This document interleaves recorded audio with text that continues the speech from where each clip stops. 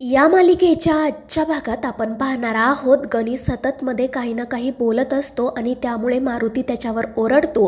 पण त्यामुळे पारू मारुतीला विचारते की बा तू माझा राग त्याच्यावर का काढतोय. आणि हे ऐकून मारुती हात जोडून म्हणतो की मालकीनबाई माफ करा, आता यापुढे मी त्याच्यावर रागवणार नाही, कारण स्वतः तुम्ही त्याला पाठीशी घातला आहे म्हटल्यावर मी तरी काय बोलणार ना. आणि हे ऐकून पारू रडतच म्हणू लागते की अरे बा तू असा का वागतोय, माझ्याशी पहिल्यासारखा वाग ना. पण ते ऐकून मारुती म्हणतो की मालकीनबाई माफ करा, आणि खरं तर ना तुम्ही मला बासुद्धा म्हणू नका, कारण तुम्ही मोठी श्रीमंत लोक आहात, आमच्यासारख्या गरिबांसोबत तुम्ही नातं जोडू नका.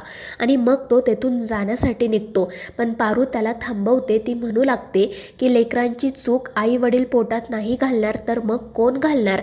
आणि मग ती रडतच मारुतीची माफी मागते. त्याला म्हणू लागते की बा मला तू पहिल्यासारखा हवा आहेस रे, प्लीज माझ्यासोबत असा वागू नको.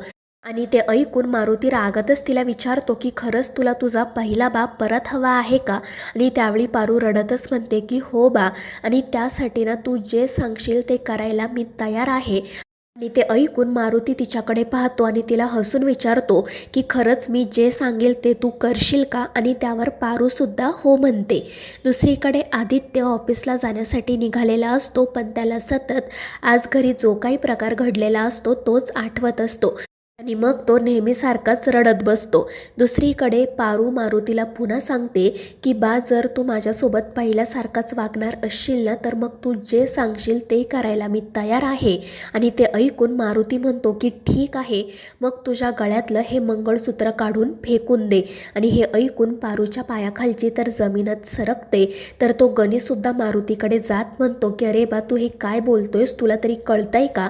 आणि तायडी आत्ताच आजारपणातून बरी झाली आहे ना, मग तू तिला त्रास का देतोय. पण हे ऐकून मारुती सरळ त्या गणीच्या कानाखालीच मारतो. त्यामुळे गणी खूप घाबरतो. तर मारुती त्याला सांगतो की दोन मोठी माणसं बोलत असताना मध्ये बोलायचं नाही, निघ बाहेर. त्यामुळे मग तो गणी घाबरून बाहेर पळून जातो. तर पारू चिडून मारुतीला म्हणत असते की बा अरे काय झाले, तुला का वागतोयस तू असा. तर मारुती म्हणत असतो की मालकीनबाई तुम्ही तर म्हणालात ना की मी जे सांगेल ते तुम्ही ऐकाल, मग काय झालं, आता काढा हे मंगळसूत्र आणि द्या फेकून. आणि जर तुम्हाला जमत नसेल ना तर मग मी हे मंगळसूत्र काढून फेकून देतो. पण हे ऐकून ती पारू खूपच घाबरते. तिला सतत आठवतं की जेव्हा जेव्हा तिने ते मंगळसूत्र काढण्याचा प्रयत्न केला होता तेव्हा आदित्यची काय अवस्था झाली होती. त्यामुळे ती घाबरून मंगळसूत्र काढायला नकार देते. पण मारुती म्हणतो की जर तू हे मंगळसूत्र काढलं नाही ना तर मग मी काढून फेकून देईल, एवढं लक्षात ठेव. आणि तो ते मंगळसूत्र काढण्यासाठी पुढे जातो. पण पारू मोठ्याने त्याच्यावर ओरडते आणि त्याला लांब राहायला सांगते. दुसरीकडे आदित्य रडतच गाडी चालवत असतो आणि त्यावेळी अचानक त्याच्यासमोर एक पिकअप येते. आणि त्यामुळे तो खूपच घाबरतो, पण तो गाडीवरचा ताबा काही सुटू देत नाही. त्यामुळे तो त्या अपघातातून वाचतो. तर दुसरीकडे पारू मोठ्याने ओरडूनच मारुतीला सांगत असते की काही झालं तरी मी हे मंगळसूत्र काढणार नाही. आणि मग ती घरातून निघून जाते. त्यामुळे मारुती खूप चिडतो. दुसरीकडे आदित्यचा पुन्हा एकदा अपघात होता होता वाचतो आणि त्यामुळे मग तो रस्त्याच्या बाजूला गाडी घेतो आणि शांतपणे सगळ्या गोष्टींचा विचार करत बसतो. दुसरीकडे अहिल्यासुद्धा प्रीतम जे काही बोललेला असतो त्याच विचारात असते. तितक्यात श्रीकांत त्या ठिकाणी येतो.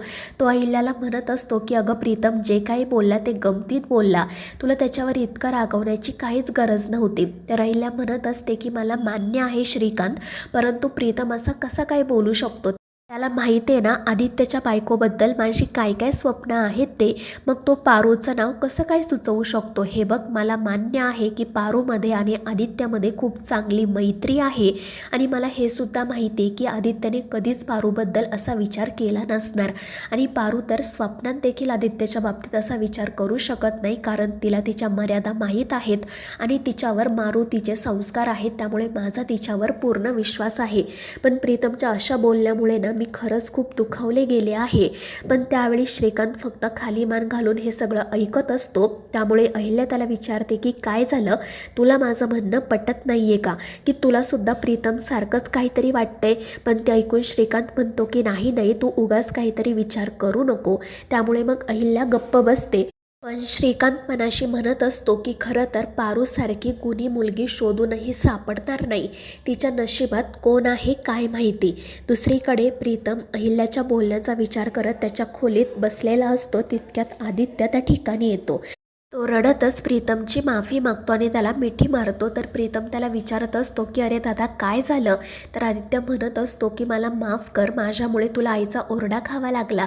तर प्रीतम हसून म्हणतो की अरे दादा त्यात एवढं खरंच काही नाही आहे, मला तर सवय आहे. पण आदित्य म्हणतो की नाही प्रीतम, माझ्यामुळे तुला आईचा ओरडा खावा लागला आणि या गोष्टीचं ना मला खरंच खूप वाईट वाटतंय.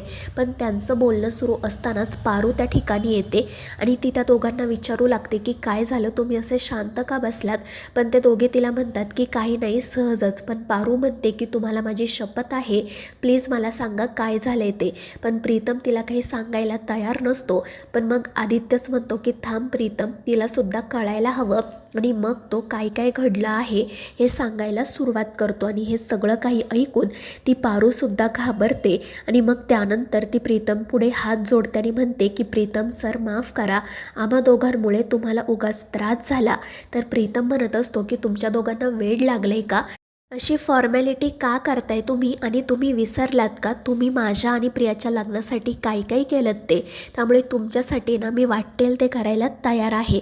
आणि मग तो आदित्यलाही सांगतो की दादा तू काही काळजी करू नको, सगळं काही ठीक होईल. आणि त्यावेळी पारू मात्र मनाशी म्हणत असते की हे सगळं तर ठीक आहे, पण मी बाला माझ्या आणि आदित्य सरांच्या नात्याबद्दल कसं पटवून देऊ.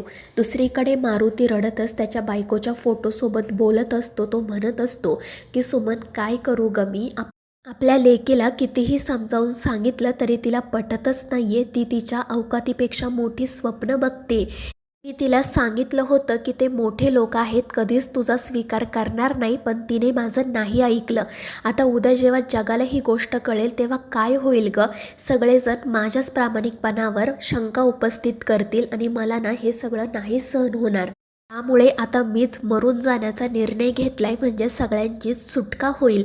आणि मग तो रडतच त्या फोटोजवळ बसून राहतो. तर मारुतीचं हे सगळं बोलणं गनीने ऐकलेलं असतं. त्यानंतर मग दुसऱ्या दिवशी सकाळी दामिनी, अहिल्या, आदित्य आणि श्रीकांत गप्पा मारत बसलेले असतात.